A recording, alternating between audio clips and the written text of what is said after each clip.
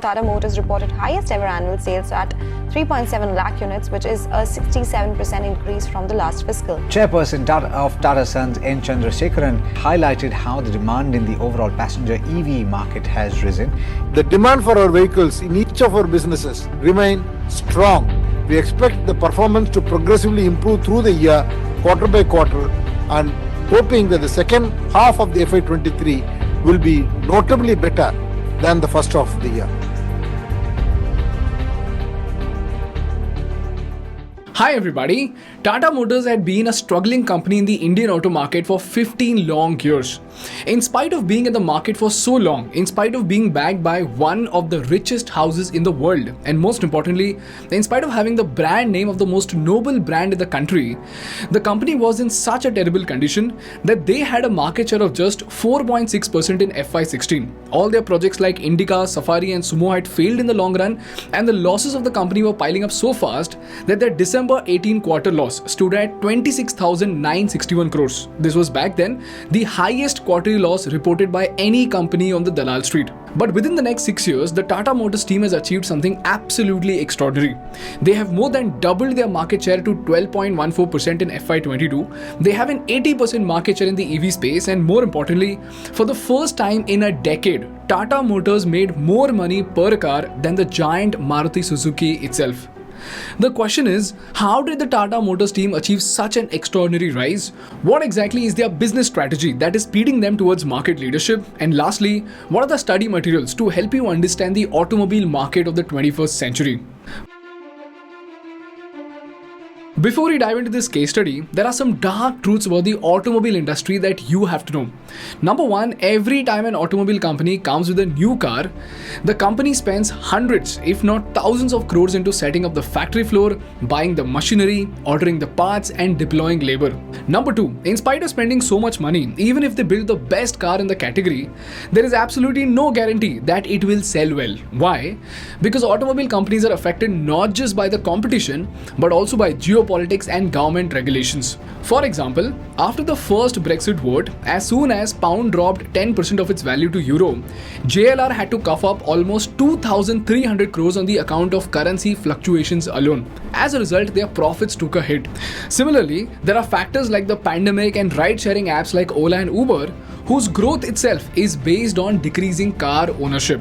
And if not for all this, even if your competition comes out with an unsafe car with bad build quality, people would still buy that car because in India, people are more price sensitive than they are life sensitive. And lastly, after you spend $1 billion and 50 long years into research and development to achieve extraordinary levels of efficiency with petrol car manufacturing, suddenly the entire world will push you to a hydrogen format or an EV format, which again needs $1 billion and needs 50 long years to perfect. So long story short, if you're in the automobile business, bankruptcy is always at your doorstep. So if you want to succeed, you have to keep your manufacturing and fixed cost extremely low and at the same time keep your margins high without making the car unaffordable for the customers. And only automobile engineers can understand that this basic statement can be said easily, but it is an insanely difficult process in automobiles. And guess what? This is exactly what the Tatas have mastered in the past 5 years. The question is how? Well, the first part of this answer lies in something called the platform strategy. For those who don't know, if you look at the architecture of an automobile, a platform is the mechanical base that a car is based on. It includes major parts such as axles, suspension, steering column, pedal box, engine mountings, and in some cases, the floor pan on which all the components are mounted onto.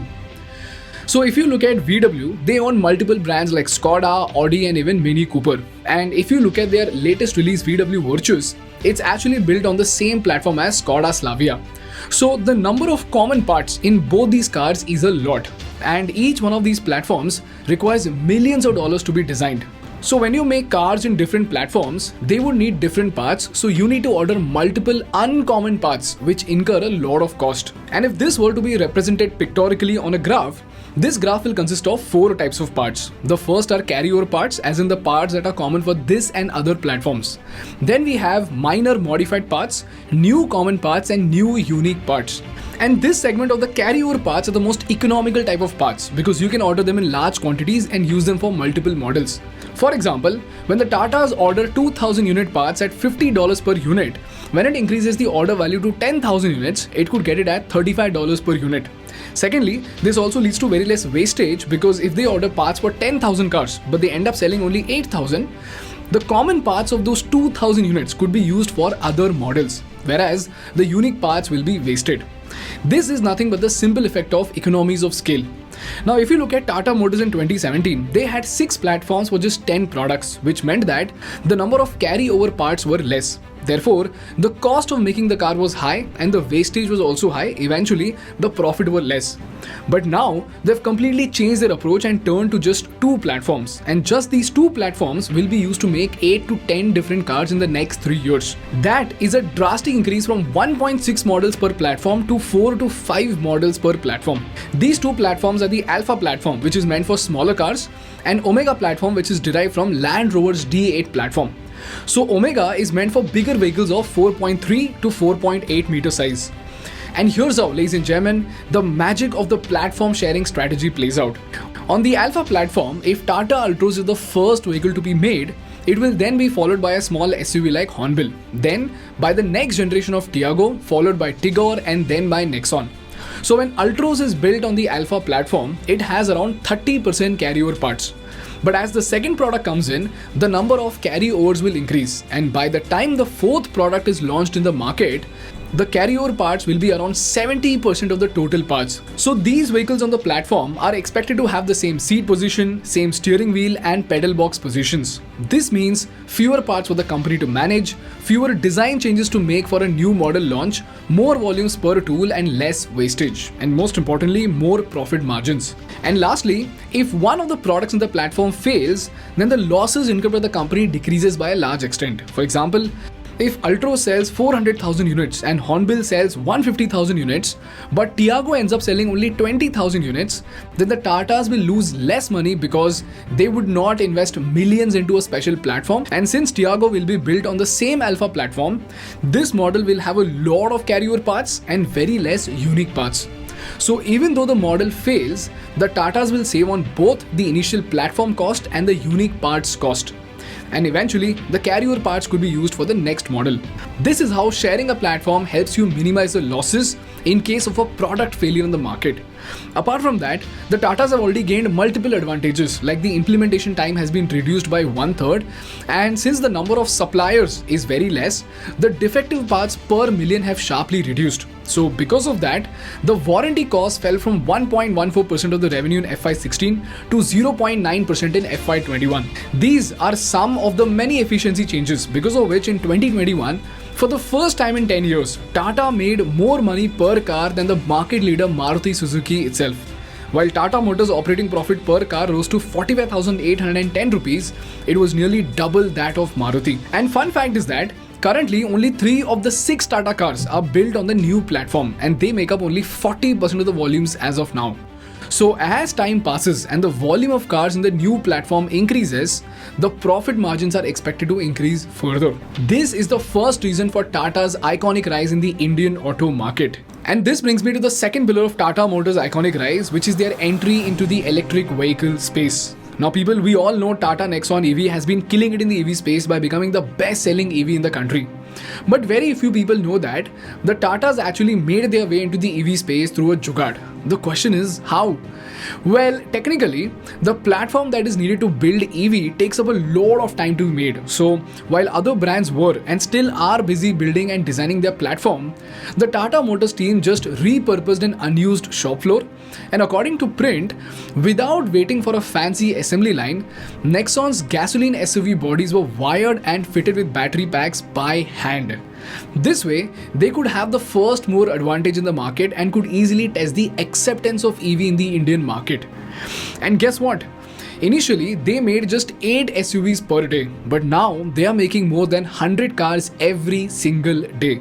So they could very tactfully cut the investments by a huge margin and were able to make the initial headway into the market. By the way guys, again, saying that they turned a gasoline car into EV is very easy, but it's an extremely complex and critical task, because had it been so easy, every other automaker would have done it, right? Because one thing gone wrong, one fire incident, and the entire segment will come crashing down. This is the first reason why the Tatas are able to have the first mover advantage in the EV space of India. And the second reason for their insane growth is their beautiful support from the group companies of the Tatas. And when it comes to EV, it almost looks like their companies were just meant to be a piece of the puzzle.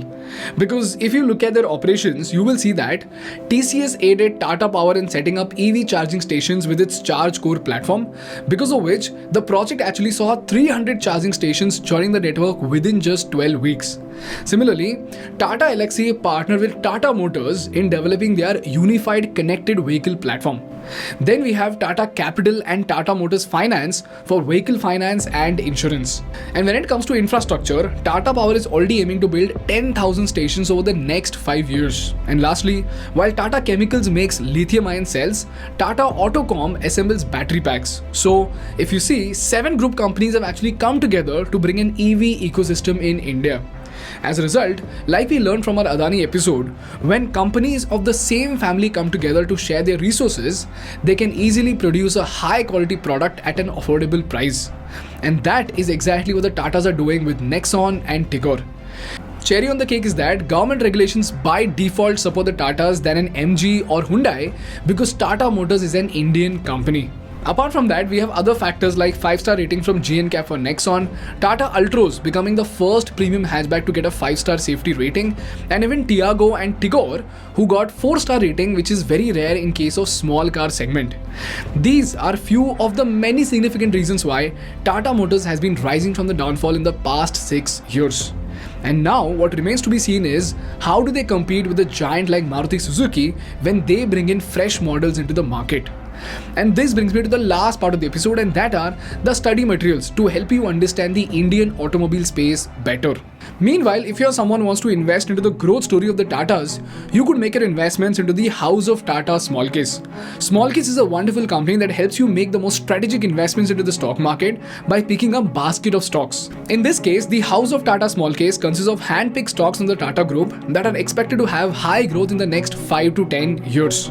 The best part is that each one of these small cases are managed by the small case manager himself. So according to the market condition, the small case manager himself will rebalance your stocks to help you get the best returns in any market conditions. And even if you don't want to make any investments, you can read their newsletter and blog posts, which will give you the latest insights about the Indian stock market. So if you want to make the most strategic investments, or if you want to educate yourself about making strategic investments into the stock market, download the Small Case app from the link in the description. Moving on, the first thing I'm attaching is this ResearchGate article on the platform sharing strategy. Secondly, I'm attaching 2020's FinShots article, which throws light on how Brexit put Tata Motors into trouble after their JLR acquisition. And lastly, I am attaching a super detailed KPMG report on the rise of EV business models and frameworks in India. So do read through them and let me know what you think. That's all from my side for today, guys. If you learned something valuable, please make sure to hit the like button in order to make YouTube Baba happy. And for more such insightful business and political case studies, please subscribe to our channel. Thank you so much for watching. I will see you in the next one. Bye bye.